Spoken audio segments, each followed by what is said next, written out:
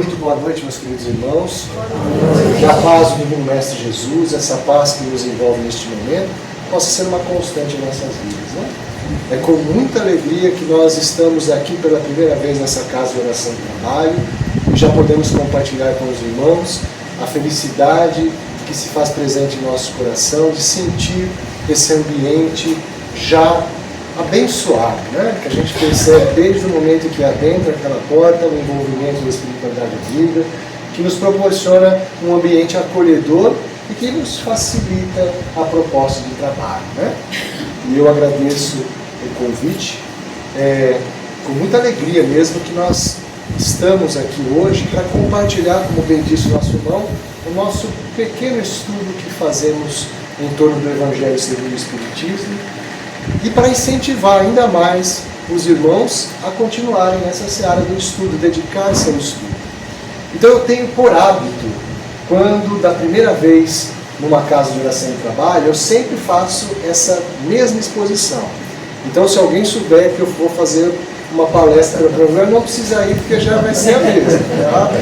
Mas nunca consegui fazer a mesma palestra, sempre tem algumas alterações. Mas é uma palestra que eu acho interessante a gente fazer uma reflexão, porque, na nossa opinião, o Evangelho segundo o Espiritismo é um grande cartão de visita para aquele que adentra a casa de oração e trabalho. Via de regra, todos aqueles que aqui se apresentam, muitas vezes vêm em busca de um consolo, vêm para tentar acalmar o coração que se encontra dolorido, né?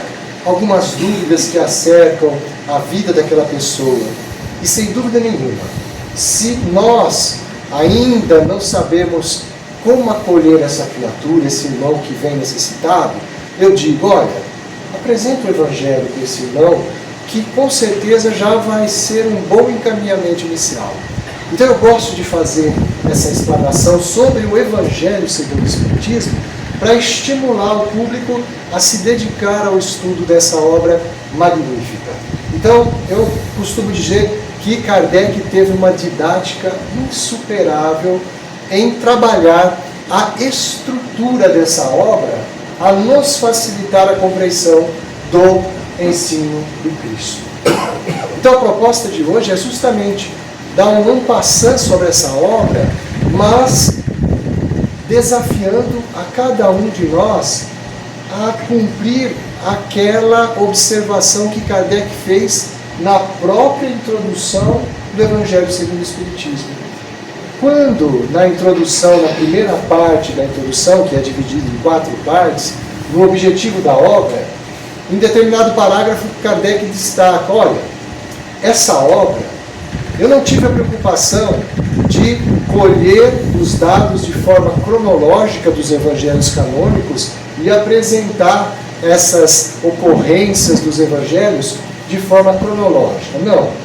A preocupação de Kardec, como pedagogo que era por excelência, era desenvolver uma didática que facilitasse a compreensão do ensino de Jesus.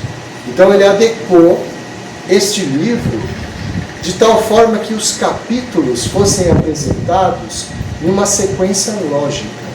E ele afirma exatamente isso, olha, foram dispostos os assuntos de tal sorte que seria possível deduzir um do outro.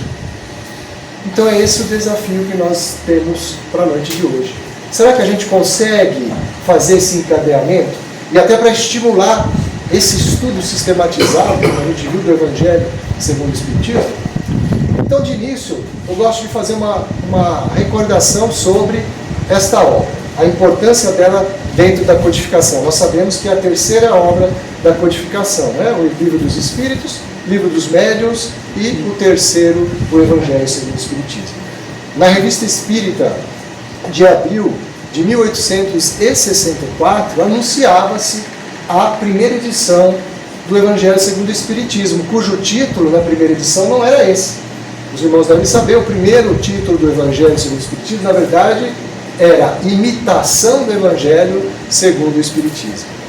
Todavia, até por recomendação do Sr. Didier, que era um grande colaborador da editora que publicava as obras espíritas ele sugeriu a alteração desse nome, que de fato é um som um tanto quanto estranho, né? Imitação lembra tudo que é falsificado, né? Então, deixa pra lá, né? Vamos mudar, né? Pensa que é um evangelho aí de origem desconfiada, né? Então, eu ia falar, mas deixei pra lá, já falar. Então, por recomendação de Didier, na edição próxima, ficou estabelecido então o Evangelho segundo o Espiritismo. Tá?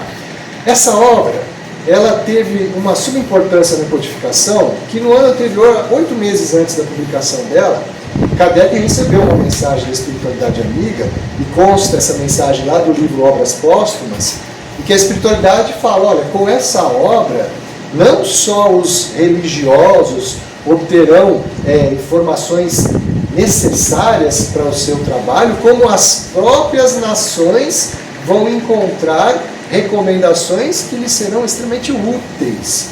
Então, para a condução das nações, o Evangelho é um grande código de conduta também.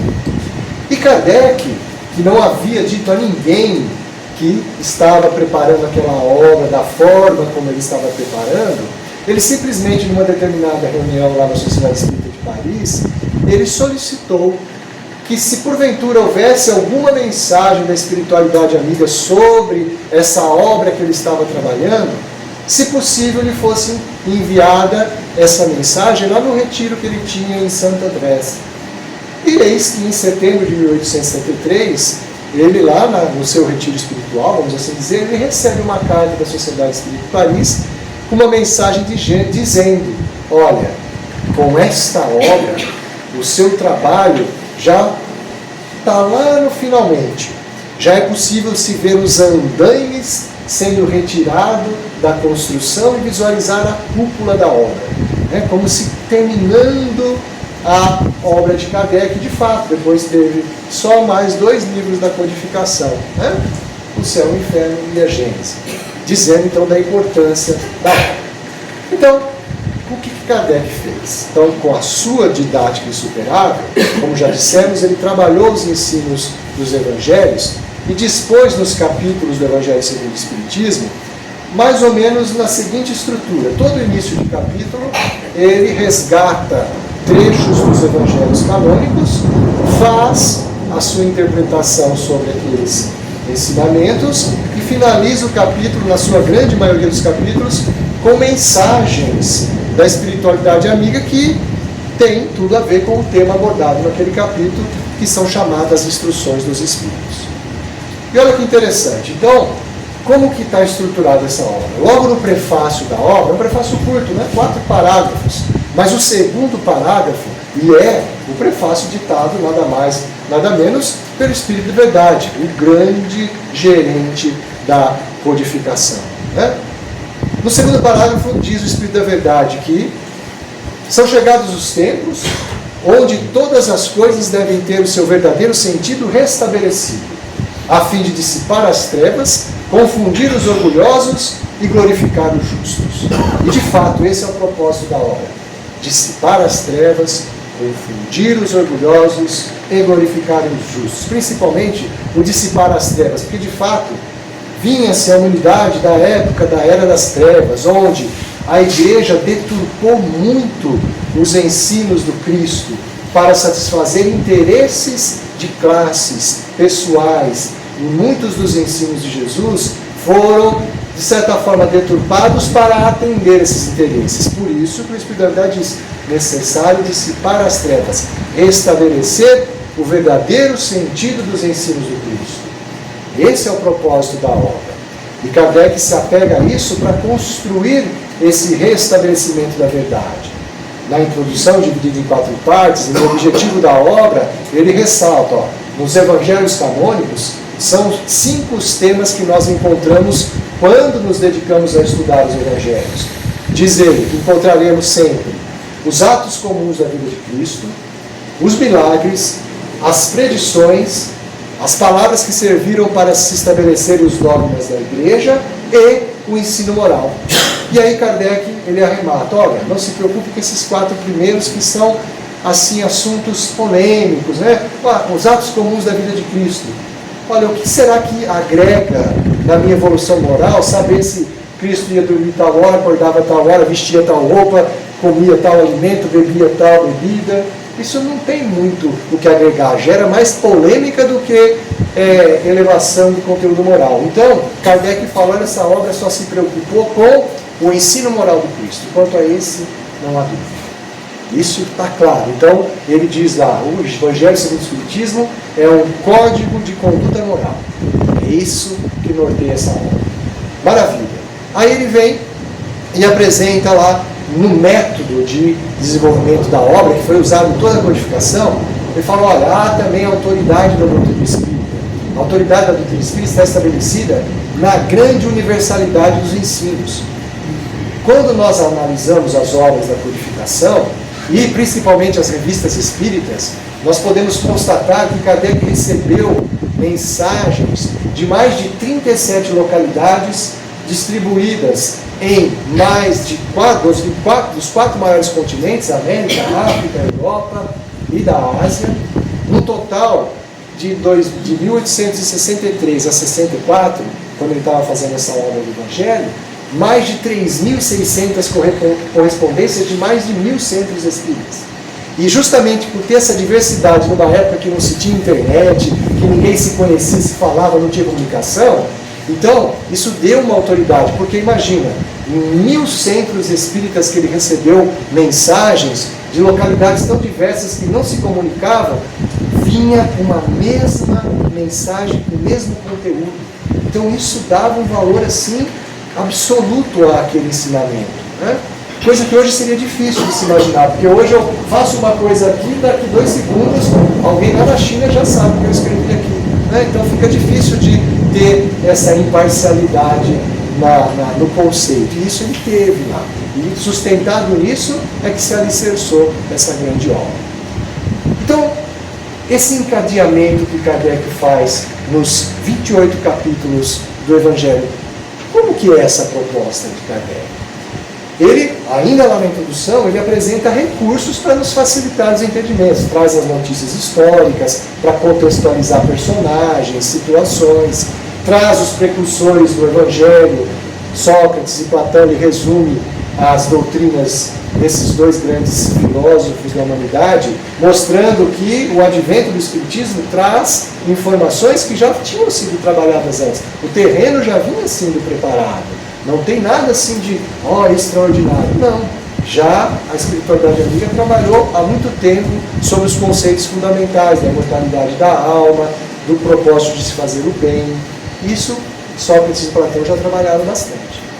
E aí então Kardec inicia a jornada nos 28 capítulos. Ora, se a proposta não era restabelecer o verdadeiro sentido dos evangelhos canônicos do ensino do Cristo, então da mesma forma que Jesus disse, quando aqui esteve entre nós, olha, eu não vim destruir a lei, eu vim cumprir, Kardec se aproveitou disso no primeiro capítulo também. Eu não vim destruir a lei. Ele vem e resgata no primeiro capítulo toda a construção da divindade, né? Apresentando a primeira revelação Moisés, a segunda revelação Cristo, e ele resgata no primeiro capítulo, que eu não vim destruir a lei, a figura do Cristo como sendo o nosso modelo e guia. Estabelecer a verdade sobre os seus ensinos, que aquele que o segue, sem dúvida nenhuma, vai ter um propósito na sua existência. E aí, olha, fica fácil de entender o segundo capítulo.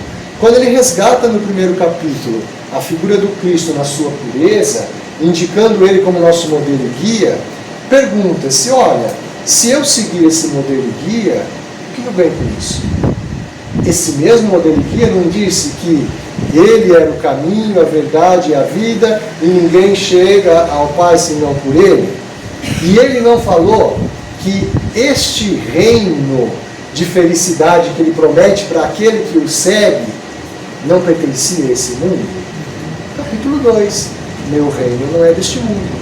Apresentou, resgatou o modelo, vem no segundo capítulo, apresenta o objetivo a ser alcançado seguindo esse modelo, que é a felicidade na vida futura, mostrando que essa felicidade prometida pelo Cristo não se conquista no aqui e agora, ela é projetada no futuro. Ora, se ela é projetada para o futuro, não é capaz de ter a sua plenitude aqui e agora, significa que nós não temos só essa existência. Nós devemos passar por vários estágios até atingir essa condição de espírito puro e feliz, como aquele modelo de guia nos prometeu. Então, temos o modelo, temos o objetivo, mas nós temos várias etapas para passar para alcançar esse objetivo. Temos que passar para as muitas moradas da casa do meu Pai, no capítulo 3. Mas, se há muitas moradas para eu passar, entendidas aqui os diferentes mundos habitados e as diferentes classes de espíritos que nós vamos alcançando à medida que evoluímos, é óbvio que deve existir um mecanismo que nos proporciona a alternância entre esses diferentes mundos habitados e galgar essas novas classes de espíritos. E esse mecanismo está na máxima que aquele modelo já tinha dito, que ninguém pode atingir esse reino de Deus se não nascer de novo. Onde nos é apresentado mais um princípio da doutrina espírita, a reencarnação, lá no capítulo 4, numa sequência lógica. Modelo, objetivo, percurso, a forma de percorrer esse caminho através da reencarnação. Ora, se Kardec então ele fez esse direcionamento, é óbvio que se nós temos um caminho a percorrer e esse caminho nos propõe galgar degraus na nossa marcha do progresso, ora, fazendo uma analogia com com a nossa escola, a nossa aquisição de conhecimento, como é que eu consigo passar de um grau para outro? A partir do momento que eu sou submetido às nossas provas, né? Eu vou aprendendo, tenho que passar pelas provas para conseguir galgar um degrauzinho a mais na minha posição. E da mesma forma, quando eu faço essas diversas passagens nas minhas diversas experiências encarnatórias, eu adquiro créditos ou débitos que precisam ser sanados através das provas e expiações. Então, nessa jornada, eu terei muitas aflições que estão lá descritas na sequência do capítulo 5. Bem-aventurados os aflitos, onde Kardec explica os motivos das aflições, definindo o que são provas, expiações, mas que elas são necessárias para que nós conquistemos os nossos degrauzinhos de evolução. E aí é um ponto que a gente fala, poxa, mas eu tenho um modelo, tenho um caminho, tenho diferentes mundos para percorrer, muitas encarnações, vou passar por aflições. Pô, não vai ser fácil isso não. Será que vale a pena? Eu vou conseguir? Eu vou ter força para isso? Então Kardec se aproveita desse momento e fala, olha, vai tranquilo, porque eu te dou um consolador que foi prometido por aquele modelo. Lembra quando ele se despediu lá na última ceia? Que não nos deixaria só, que daria um consolador que ficaria conosco para sempre. Se ficaria conosco para sempre, não podia ser uma pessoa, mas sim uma doutrina consistente que resgatasse seus ensinos, o Espiritismo.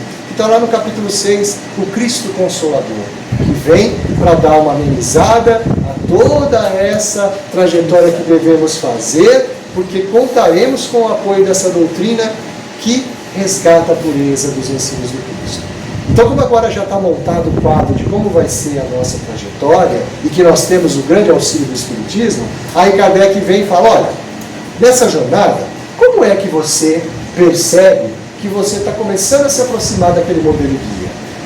Assim como na nossa evolução profissional, acadêmica, nós estabelecemos metas, indicadores que mostram que a gente está atingindo objetivos. Kardec apresenta nos próximos capítulos 7, 8, 9 e 10, justamente quais seriam esses marcadores, que são as virtudes.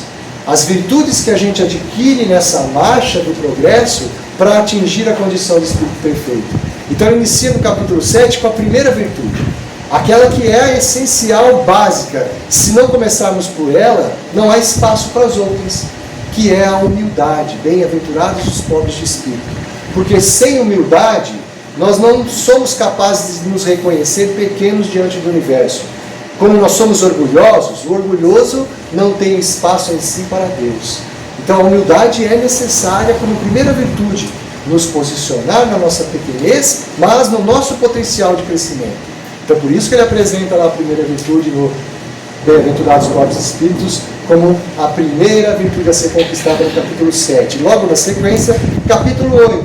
Olha, uma vez humilde, eu agora, sabendo que eu tenho espaço para receber os ensinos de Jesus no meu coração, esse meu coração deve estar puro para receber esses ensinamentos e não maculá-los. Onde ele faz aquela analogia, né? Deixa vir as minhas criancinhas, porque o reino de Deus se assemelham àqueles que se comportam como elas, dando essa ideia da pureza, da simplicidade, como mais uma virtude a ser adquirida, nos preparando para o capítulo 9, a próxima, sermos brandos e pacíficos. A pacificidade como requisito obrigatório da obediência, da resignação, para conquistarmos os nossos degraus evolutivos e sermos capazes, inclusive, de perdoar, conforme proposta do capítulo 10, Bem-aventurados os misericordiosos. E aí, Kardec resgatou nesses 4 capítulos pontos essenciais do Sermão do Monte que resgatam essas virtudes, e aí fica fácil da gente entender. Se nessa trajetória nós já fomos capazes de adquirir essas virtudes, nós estamos aptos a cumprir o maior mandamento, que quando o mestre foi questionado de qual seria, o que ele respondeu? Amar a Deus sobre todas as coisas. E o corolário desse, ao próximo como a ti mesmo, que é exatamente o capítulo 11 do Evangelho. Se eu já cheguei até aqui a adquirir essas virtudes, eu estou apto a compreender e, acima de tudo, a aplicar essa máxima do Cristo, que está resumida naquela frase: faça aos outros apenas aquilo que gostaria que te fosse feito, nunca faça aquilo que não gostaria que te fizesse. Você então está apto a cumprir lá no capítulo 11, o amar ao próximo como a si mesmo, e já se prepara para dar um passo além. Se eu já sou capaz de amar ao próximo, também serei capaz de amar, inclusive, o meu inimigo. Capítulo 12 do Evangelho segundo o Espiritismo. Entendendo agora que o amar o inimigo não se compara ao amar aquela criatura que é nosso amigo, dedicado, nosso pai, nossa mãe, nosso irmão. Mas amar o inimigo, agora nós entendemos que é não nutrir para com ele nem ódio, nem rancor, nem desejo de vingança, perdoá-lo incondicionalmente. A proposta lá do capítulo 12, que é um passo a mais na conquista da nossa perfeição. Mas aí Kardec é um professor, né, habilíssimo. Quando nós chegamos nessa zona de, entre aspas, conforto do nosso entendimento, da nossa jornada, nós podemos, às vezes, nos acomodar e nos equivocar do propósito da nossa existência. Porque até agora, quando apresentou aquele modelo e guia Jesus, que prometeu a felicidade na vida futura, e nos deu o caminho, o modus operandi de conquistar esse estado de felicidade, através da conquista das virtudes, muitas vezes a gente pode desvirtuar nesse rumo. Porque, às vezes, a gente perde aquele propósito, que é a felicidade na vida futura.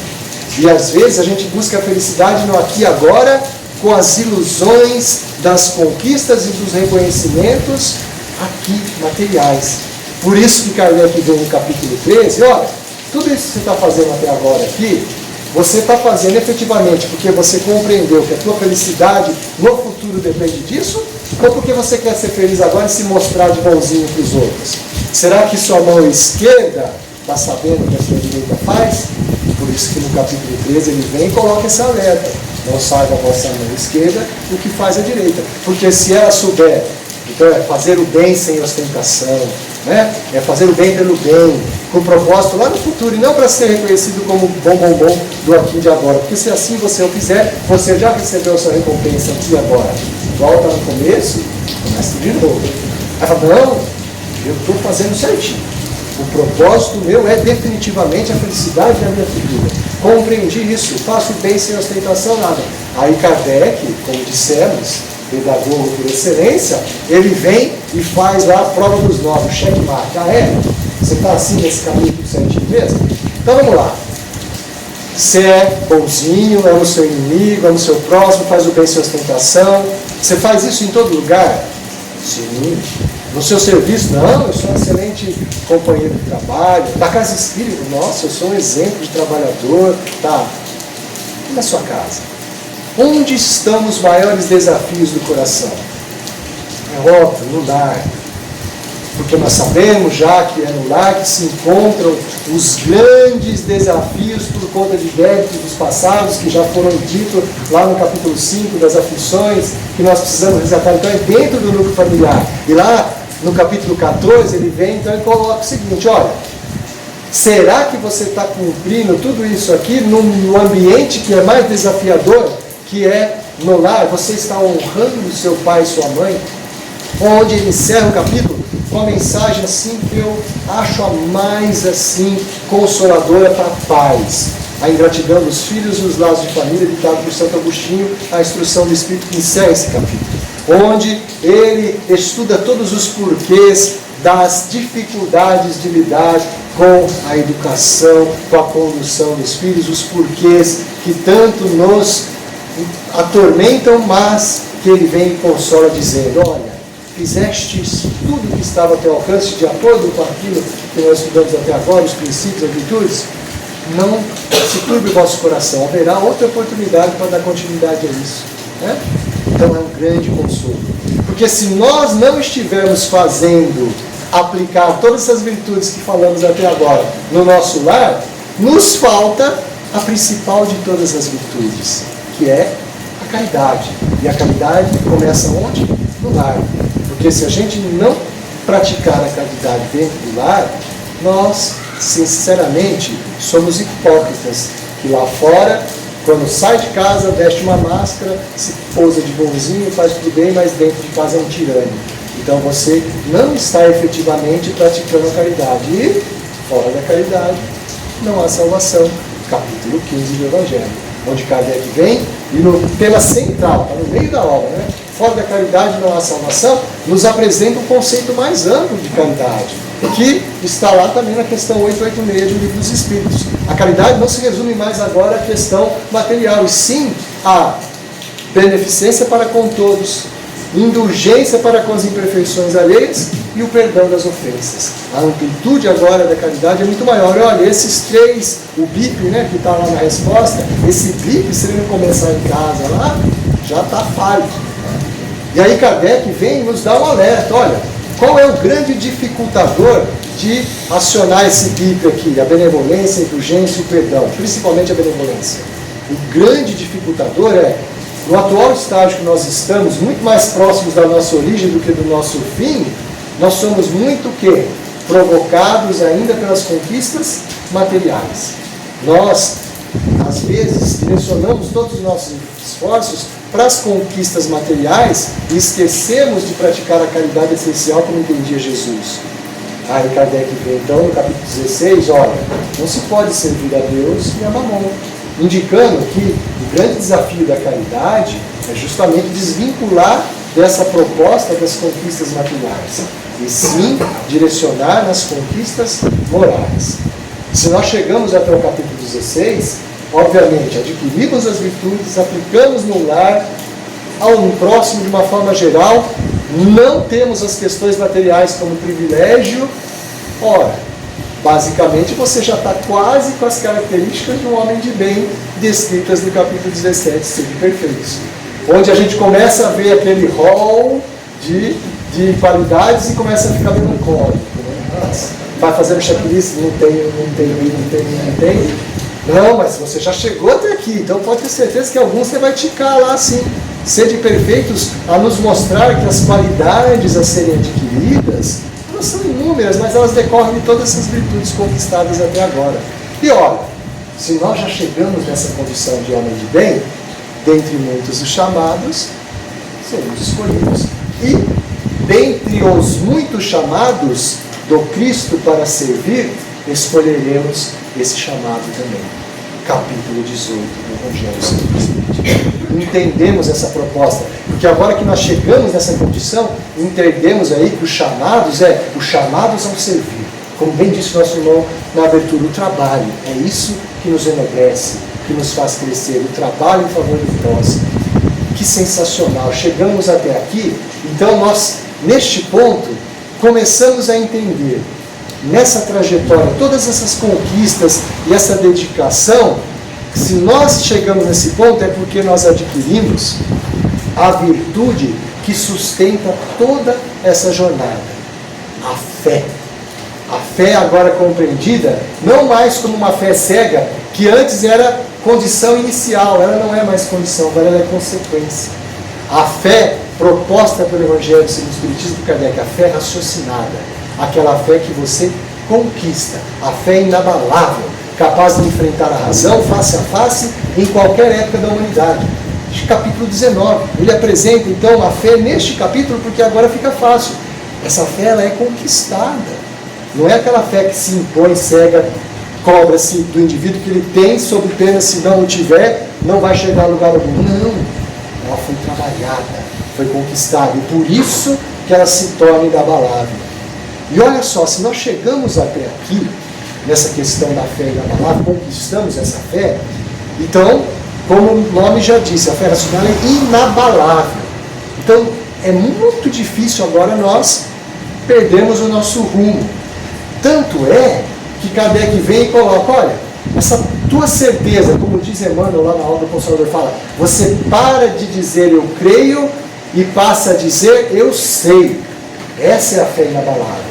E quando nós atingimos esse ponto, nós compreendemos facilmente o que Jesus quis dizer sobre os trabalhadores da última hora, que é o capítulo na sequência, o capítulo 20. Por quê? Aquele que já obteve essa fé, ele não se abala mais se ele demora X, 10X, 100X para alcançar aquele destino final do Espírito Perfeito. Porque ele sabe que independente da hora que ele iniciou o trabalho, não é a quantidade, mas a qualidade. Ele receberá a mesma recompensa. E qual é a recompensa? É ser um espírito puro, feliz. Então nada mais o abala. Ele fala, se hoje eu estou vivendo um momento tormentoso, essa fé me sustenta. Eu sei que lá adiante eu também serei feliz. Como aqueles outros que já passaram por isso lá na primeira hora, na segunda, na terceira, na 10ª hora. Então os trabalhadores de última hora, eu entendo agora que são sustentados por essa fé inabalável.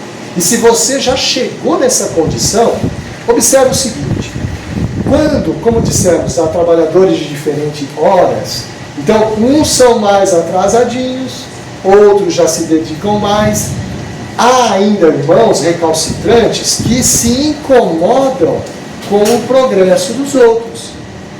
Então, ao invés de ele acelerar o seu trabalho, a sua dedicação para alcançar aqueles irmãos, qual é o propósito dele? É fazer com que esses irmãos recuem ou, na verdade, que eles parem. Para, não vai adiante não, para a gente ficar no mesmo patamar e eu não quero ser diferente não. Eles se incomodam com o progresso dos outros. Por conta disso, eles espalham desavenças, espalham falsos conceitos, eles são verdadeiros falsos cristos e falsos profetas. Então, isso que o capítulo 21 vem nos alerta. Em toda essa trajetória até a conquista da sua fé, esses irmãos ainda recalcitrantes, que se colocam na condição de falsos cristos e falsos profetas, tentarão você. Mas se você chegou até aqui, você não cai mais na falácia deles, e o que é melhor, você não corre o risco de você se tornar um falso Cristo e falso profeta e arrastar irmãos para o caminho equivocado. Que sensacional!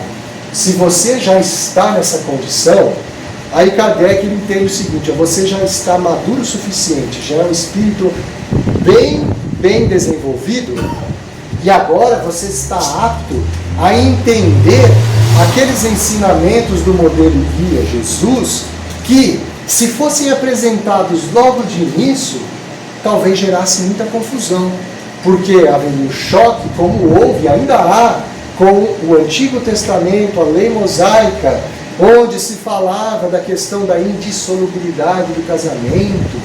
Então, Kardec vem no capítulo 22, não separeis o que Deus juntou. Agora, nessa condição de espírito esclarecido, eu entendo que esse não separeis o que Deus juntou. Na verdade, o que Deus juntou não é Deus juntando ninguém, não. É aquilo que se uniu, tendo como norte a lei de amor, justiça e caridade. Aquilo que une-se pela lei de amor, não tem como se dissolver, porque essa lei é indissolúvel. O que se dissolve é a união que se estabeleceu por interesses. Uma vez que aquele interesse não existe mais, a união já está fadada a ser rompida. Então, aquela união que houve por questões de interesse financeiro, quando vem a bancarrota financeira, a união acaba. Interesses carnais, mais sensuais, quando não existe mais aquela libido, aquilo acabou, acaba a união também. Poder, que se estabeleceu a união por conta de aquisição de poder. Esse poder findou-se a união também. Mas o que se estabeleceu pela lei de amor, justiça e caridade, vem a tempestade que vier, a união permanece. Então fica claro o entendimento agora, e que isso se faz ao longo de toda essa jornada, encarnações e encarnações. Se falhamos numa, mas numa outra, a gente é capaz de restabelecer essa união. Também é capaz de entender aqueles ensinos que, numa primeira leitura, parece uma moral estranha do Cristo, capítulo 23. Moral estranha ou estranha moral em algumas outras traduções. Quando Jesus assevera: eu não vim trazer a paz, mas sim a divisão. Deixai que os mortos enterrem os seus mortos. Abandonai pai, mãe, irmãos. E quando você começa a ler, você fala: nossa, parece que esse Jesus aí, ele desfez tudo que a gente aprendeu até então no Velho Testamento, do que tinha que ser dada essa grande atenção à família, aos ascendentes, né? Aos ancestrais de uma forma geral. Parece que ele está de uma forma pejorativa falando isso. Não, simplesmente que agora a gente entende esse mecanismo das pluralidades das existências, ao dizer esse abandonar pai e mãe, deixar mortos, enterrar os mortos, não vir trazer a paz, mas a divisão, simplesmente nos fala: olha, com esses novos ensinamentos, você não pode se apegar ao homem velho, aos conceitos antigos. Você tem que lutar para se estabelecer o homem novo dentro de você. Então, os velhos paradigmas não cabem mais aqui. Você entende que o abandonar pai e mãe, na verdade, é abandonar os conceitos equivocados que vieram lá de trás e precisam ser trabalhados. Eu não vim trazer a paz, mas a divisão é óbvio que ele não veio trazer a paz, porque a paz às vezes era sinônimo de acomodação. Aquele conceito, aquilo que se adequava a interesses de classes e pessoas.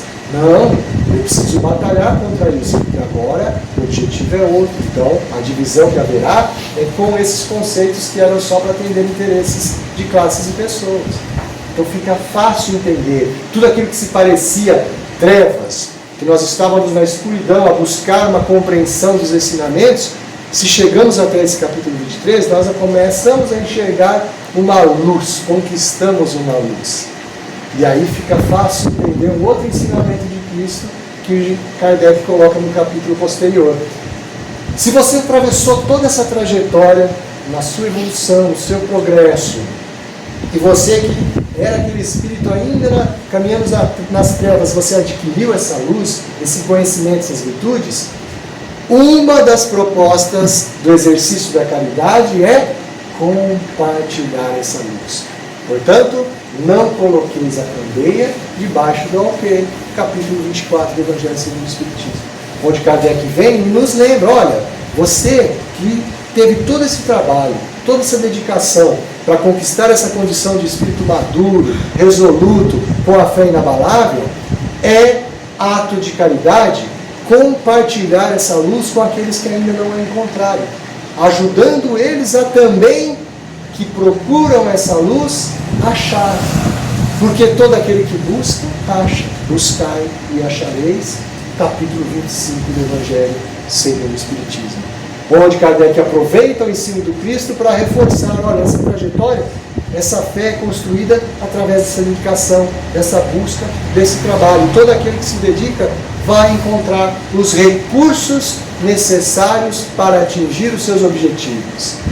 Os recursos necessários que, em muitas das vezes, a misericórdia divina nos oferece de forma gratuita. Por exemplo, a mediunidade, a oração. Não tem preço nenhum para isso. E se você recebe isso de graça, dai de graça o que de graça recebeste. Capítulo 26. E dentre esses recursos gratuitos que a misericórdia divina nos proporciona, a oração é uma ferramenta fortíssima para nos ajudar a conectar com os espíritos amigos, ao exercício da lei de adoração que nos conecta com o Criador. Por isso que ele vem e encerra já quase o Evangelho com o capítulo 27, a indicar que uma dessas ferramentas gratuitas, a prece, tem um poder infinito. Pedi e obtereis, capítulo 27. A nos dizer que essa prece, ela tem 3 propósitos essenciais. O agradecer, que via de regra já esquece. O pedir, que é sem dúvida nenhuma o grande norte das nossas orações. E o louvar. Essas são as finalidades da prece, apresentadas no capítulo 27. E principalmente o pedir, que é o que a gente mais faz, entendemos que agora o pedir não é pedir para resolver meu problema, pedir para me dar uma facilidade. Não, é pedir o quê? Entendimento, força, coragem. Por quê?